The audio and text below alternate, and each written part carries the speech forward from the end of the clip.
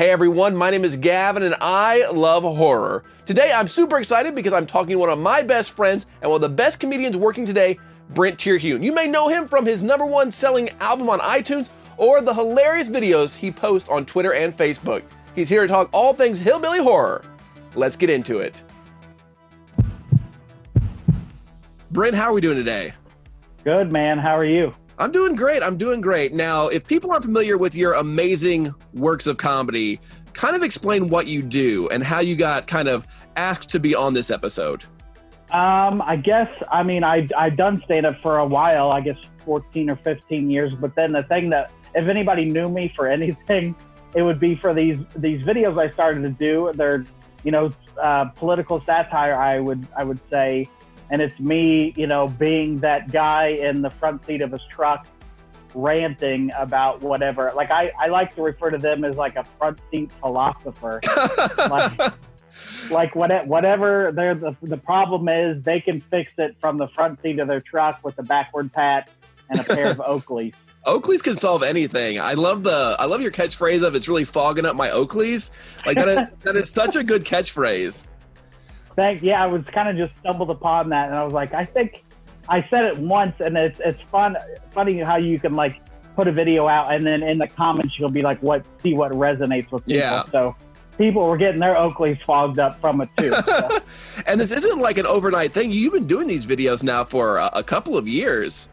For like 3 years, and people are like, what's the character's name? I didn't expect it to do anything, so I just never changed. It's Brent Terhune is what it is. But then I kind of build it as the redneck you love to hate, because anytime in those videos, like somebody that, like, it's these weird people that thrive on, they're like, oh, you hate me and it makes me stronger type, like, yeah, people where it's like they want to be hated. I'm like, who wants to be hated, first off?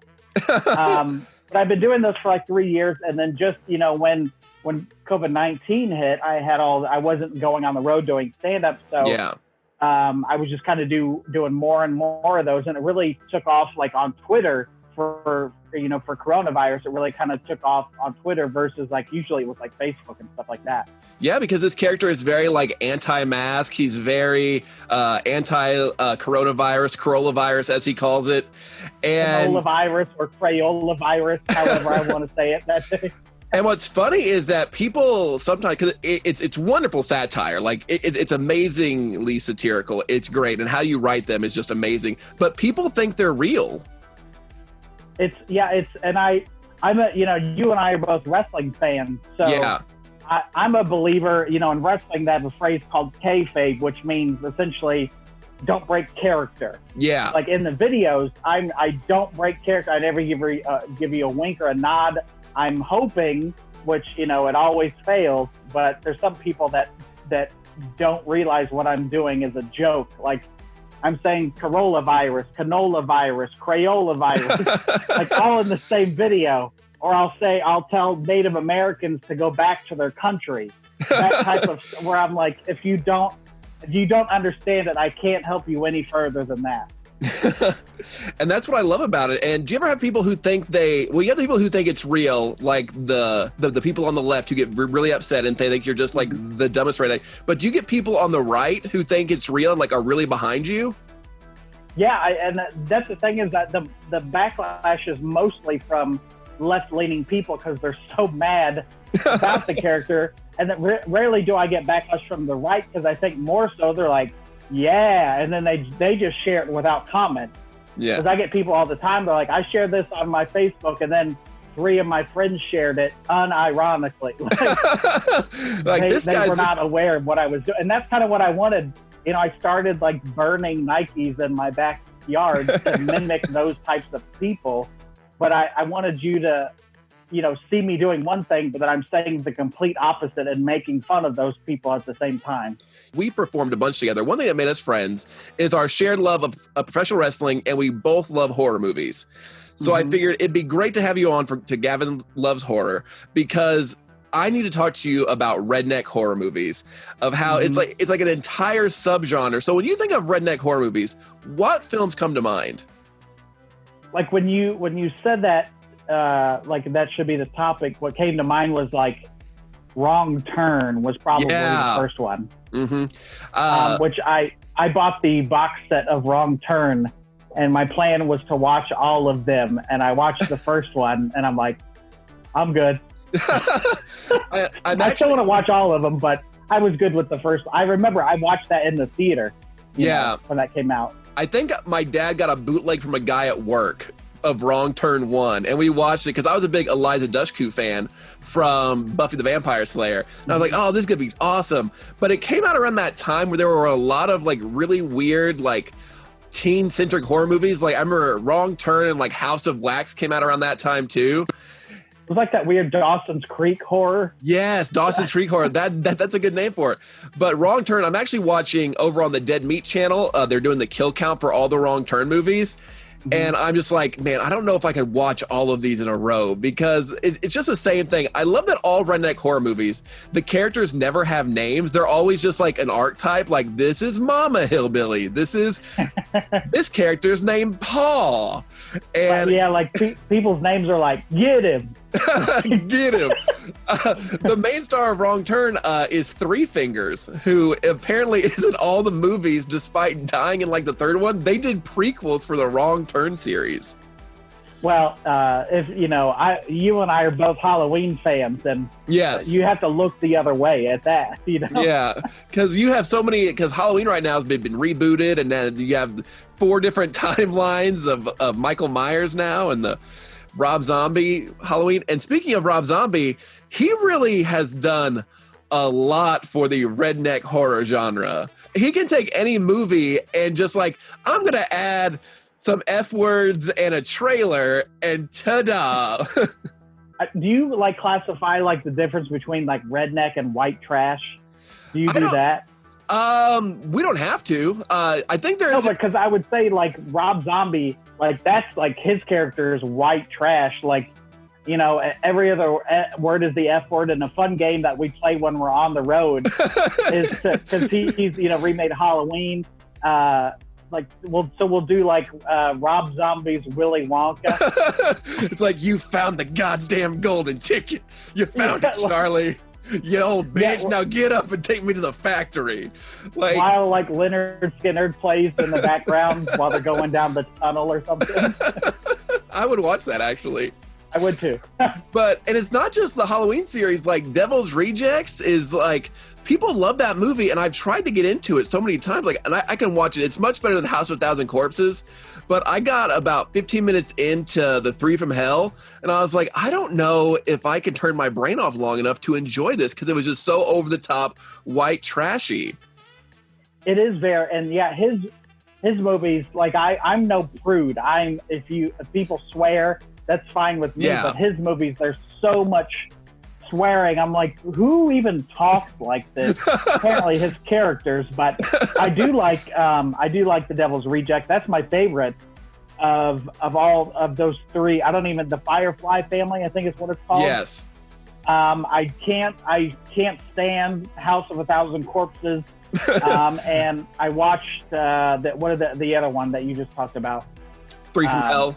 Free from Hell, and that was fine, but Devil's Rejects for sure. I could watch that multiple times and still like it. Yeah, I watched the movie 31 because it was on Shudder, and I was like, I don't know what this movie was even about, except every Rob Zombie movie feels like you need to put on deodorant while watching it. Like, I just feel like I can smell everybody. Yeah, it's Sherry Moon Zombie and bring some deodorant. That's all you need for those movies. Even if she doesn't need to be in it, like if it was Rob Zombie's Charlie and the Chocolate Factory, she'd either play Willy Wonka or Charlie Bucket. Like, there's no doubt in my mind. Like, I'd have to reread it, but I think there were no women in Lord of the Flies. Yeah. But somehow Sherry Moon Zombie would show up, and they would still bash his head in with a rock at the end. That's another. Yeah, that's my other. That's the one I want to see is Rob Zombie's Lord of the Flies. Where it's just, you've got Bill Moseley and you've got the one skinny guy who's in all his movies now. You somehow bring back Sid Haig to do a cameo. You CGI him in. And what's the black guy that was in Halloween? He's in Dawn of the Dead. I don't remember. Oh yeah, I can't remember what his name is, but he was like Grizzly Joe or like Big Grizzly. Yeah. What we have here is a failure to communicate. Which I don't hate the Rob Zombie Halloweens either. Like, I mean, I have I have this. You know, I have several of the Rob Zombie toys, and I don't hate those movies. They're not my favorite. But I think, you know, that might be the scariest Michael Myers to me, is that Tyler Mane, just because he's so big. Yeah, he was I went to Days of the Dead Indianapolis a few weeks ago, and he was there and like walked by me, and I was like, that is a huge dude. Like, he's a big guy. That's like when you like wrestler big, well, like you don't know what that person does, but you know he's somebody. Yeah. Like that guy doesn't do taxes at H&R Block. And if he does, you don't care if he got it wrong. You're just like, this sounds right. I did not get any of my deductions. I owe $4,000. You know what, Michael? You are right. You are correct.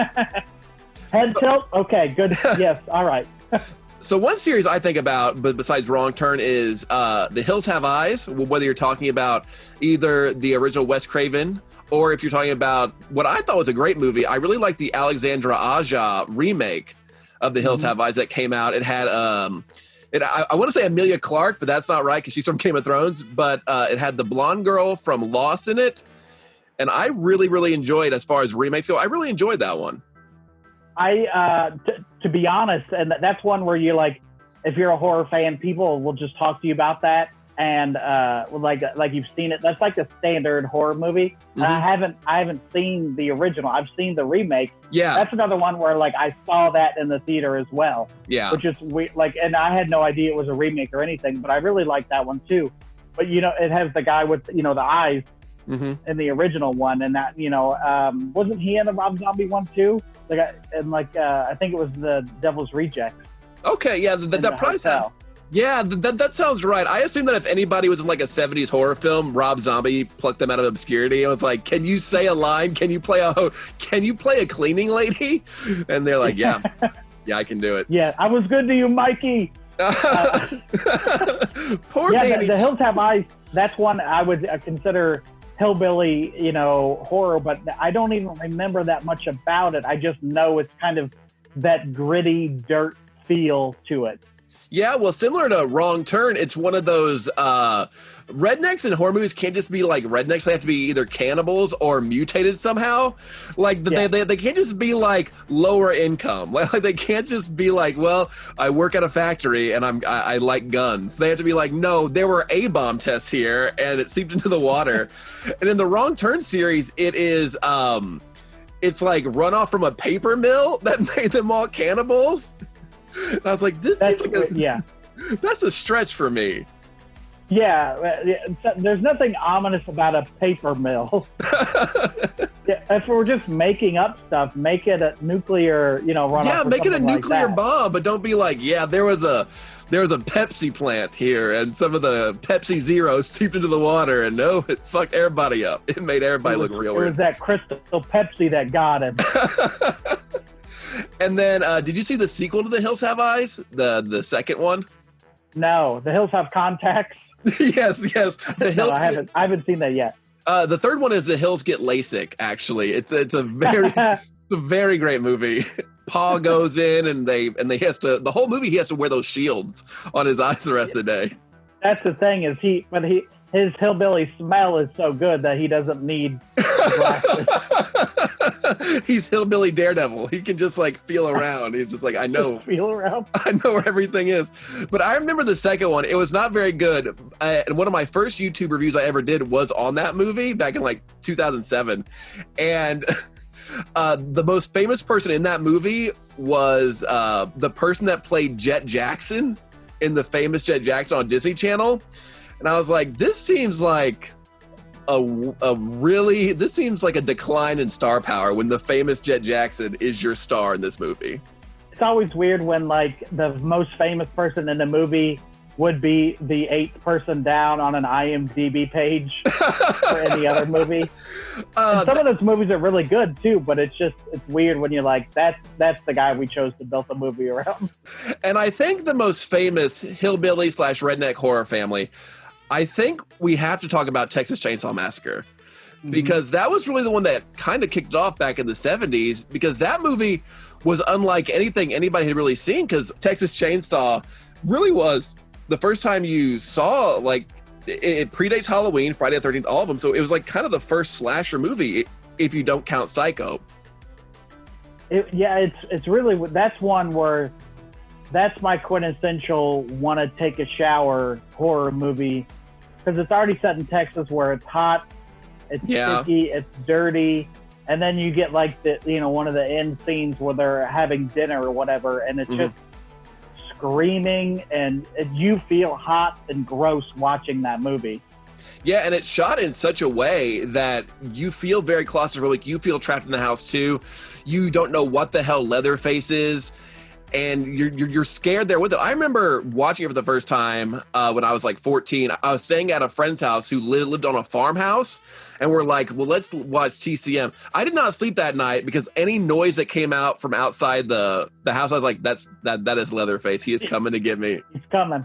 It's also weird. Like, there's no real sneaking with Leatherface with a chainsaw, you know? Yeah.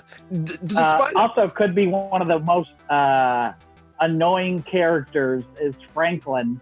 Yeah. In the wheelchair. And I hate to say it because he's in a wheelchair. And I would say it if he wasn't in a wheelchair. But especially because he's in a wheelchair, right? Mostly because he's in a wheelchair. All right, I'm going to put this on Twitter. You're canceled now. Be like, can you believe what he said? Yeah, just take that one part out and say, I hate all people in wheelchairs. Yeah, Franklin was super annoying in that, and then you have the hitchhiker at the beginning, who I thought was Chop Top for a long time, but they're different characters. I thought it was James Franco for the longest time. Time Lord James Franco starring in the original Texas Chainsaw Massacre? Yeah, it's not Chop Top. Have you seen the second Texas Chainsaw Massacre? Yes, I have. It's a great movie. However, as somebody who works in radio, it definitely gives an unrealistic expectation and portrayal of what it's like to work in radio in this day and age. Like, you don't get to run the station, nor do you make as much money as they do. Yeah, you got to follow music log. You got to play what you're told. But I do appreciate any kind of, because I went to school for radio, but I just never pursued it. Yeah.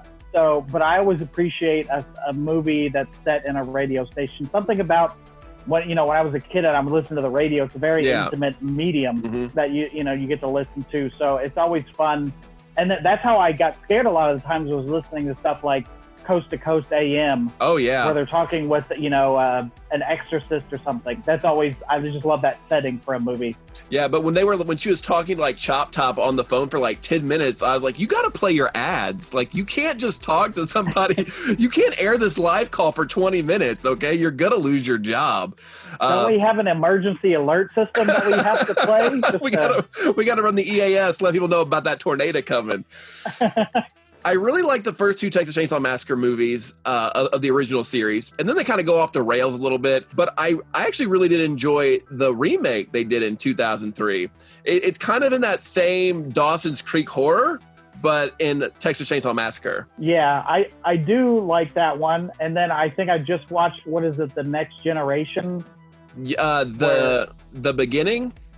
I don't remember. The one where everybody's dead and somebody inherits the house and he's been in the basement locked up or something. Yeah, that's just called Texas Chainsaw, I believe. Okay. Yeah. So yeah, and that's the thing that's so confusing about, because it's not my favorite series in horror. Yeah. So it is kind of confusing to me to be like, so should I watch the beginning first, or is Texas Chainsaw different than Texas Chainsaw Massacre? That kind of thing. And then they released one not that long ago called Leatherface, even though the third movie was called Leatherface. You're like, now you're just naming the movie the same thing as your old. Yeah, well, that's Halloween. Yeah. Halloween 78 and Halloween 2018. I'm like, can we just put another name after that, please? Yeah. And now we got Halloween Kills and Halloween Ends. And I was like, you ain't ending after this one. Like, it ain't going to be real. They're going to keep doing it forever. It's Spaceballs 2, The Search for More Money. That's what that is. Have you seen Deliverance? I have not, but I am familiar with the squeal like a pig scene. I am familiar with that.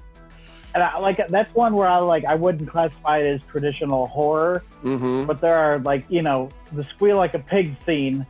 That's hard to get out of your head of I'm going to go camping, and then these hillbillies are going to come and, sexually molest me type thing. Yeah, me and my girlfriend went kayaking, and the whole time I was like just looking in the woods, like looking for like anything. I was like, is Three Fingers out here, or Paw, or Sawtooth from the critically acclaimed Wrong Turn series? Are they going to be? Are they on this kayaking trip? They could be, and that's the thing is like when you're in the woods, that's scary because like if you're just camping, it could just be you and another person. Usually, maybe you have a knife. But you don't know what's outside.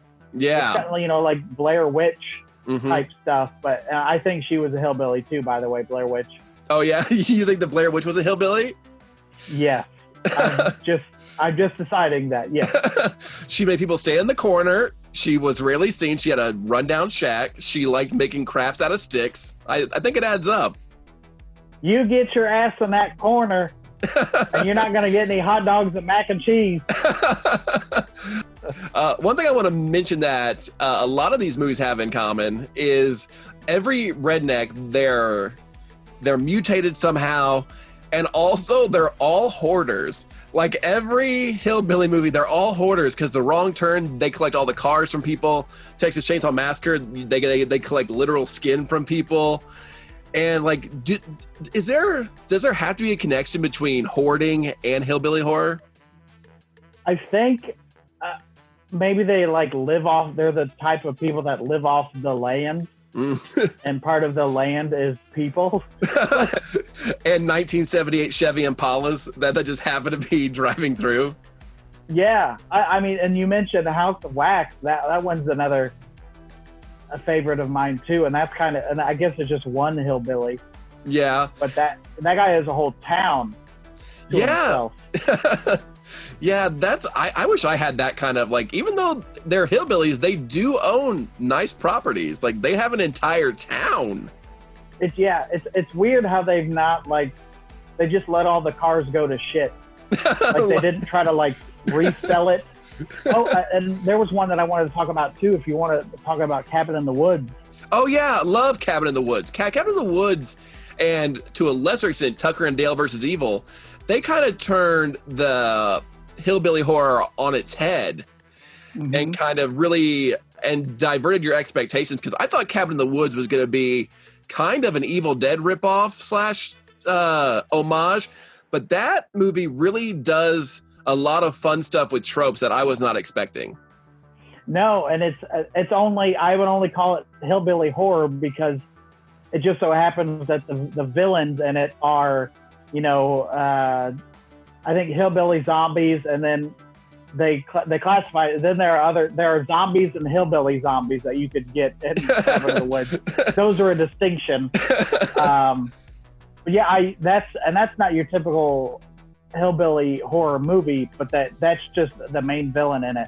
And I really just the setting of the cabin, and then they have unique weapons. Like one of the hillbilly zombies has the chain with the thing that he throws, and will drag you to it. I just really, because I always appreciate unique weapons in horror anyway, when it's not a knife or something like that. Yeah, definitely, because I know there's a lot of machetes that are used and knives and things like that, but when you have somebody who has a scythe or something like that's always a fun, unique take on being able to kill somebody. The more inconvenient weapon you have, the more interested I am. Because a chainsaw is hard to just carry around, and then you don't know if it's going to start. or a scythe or something like that, or a full axe. That's more than just a knife. Well, you mentioned the how you can't hear Leatherface sneaking up on you, but in one of the movies he starts the chainsaw in the back seat of a car, and nobody knows he's back there until they're being sawed in half. And I was like, okay, he does not have a silencer on a chainsaw. He does not. At the bare minimum, it's really loud. And you're not gonna get on the first pole. You're gonna hear him back there shit. Okay, I swear it's gonna work here. I just watched Sleepaway Camp 2 because apparently I'd seen every other good horror movie. and Sleepaway Camp's super underrated. It is, and she had, for part of the movie, she has a chainsaw in that too. So I don't think that's hillbilly horror per se. Definitely, that's a hillbilly horror weapon. Oh yeah, definitely. Anytime you see a barn, if you have your heroes hiding in a barn, then there is some type of hillbilly horror taking place. And you can already imagine. You already imagine the barn. It's got all the saw blades on the wall, and you've got just like hand tools and garden trouts or whatever they're called. Or it's Friday the 13th Part 3, which Jason in himself is kind of a hillbilly. Yeah, he's super mama's boy. He super into his mom. Maybe inbred. We don't know. Yeah, I think he just has he has something that made him look that way. But you know what? Inbred, A-bomb testing. Maybe there's a paper mill nearby. We don't know. We don't know the economic structure of Camp Crystal Lake. You know, Crystal Lake paper, I've been using that for years. That makes sense. The Crystal Lake PepsiCo? What? Camp Crystal Lake Pepsi. Just right in there. Yeah, he is. And the whole, there is the barn scene. There's a lot of barns in Friday the 13th. Part 2 is he is an overall. Yeah. Like the whole time. And even in the remake of Friday the 13th, I think it was 2000. I don't remember what it was. It was 2009 maybe. Mm-hmm. That Jason is like a hunter. That guy is like lives off the land. Yeah, he's got the bear traps everywhere and like has a series of tunnels and. Yeah, he lives in a bus that's in the ground. Who lives in a bus under the ground? Jason Voorhees. Oh man. All right, well, Brent, I really appreciate you coming on and talking hillbilly horror with me. Do you want to plug some stuff where people can find you? At Brent Terhune is where you can find me. Search me on all social media, brentcomedy.com. And I haven't told anybody this. You're the first, but I'm pregnant. No. Oh, my God. Is it inbred? Is there some sort of mutation? It's yours. Yeah. Oh, my God. Oh, my God. My second stand-up comedy album will be out September 4th. It's called Bluff Creek. Okay. So if you like Bigfoot, all my stuff's falling, but it's based off of Bigfoot, Bluff Creek. Okay. So there's a Bigfoot bit on there, but there's more than just, I don't exclusively do Bigfoot comedy. I do more than that, but it'll be out September 4th on Spotify and iTunes or Apple Music, whatever it is. Well, that's everywhere. That's super exciting. I'll put a link to that in the description below. Brent, thank you so much for coming on today. Thanks, man. Thanks again to Brent for coming on today, and be sure to head to brentcomedy.com where you can get all the great Brent Terhune merchandise, including this wonderful emotional support beer koozie. And even if you don't drink like I don't, you can still put like Sprite in it. So get one for yourself. As always, thank you so much for tuning in, and be sure to subscribe to this channel. It really helps me. Leave a comment below. What future topics would you like to hear me discuss with some of my friends? Let me know below, and as always, stay weird.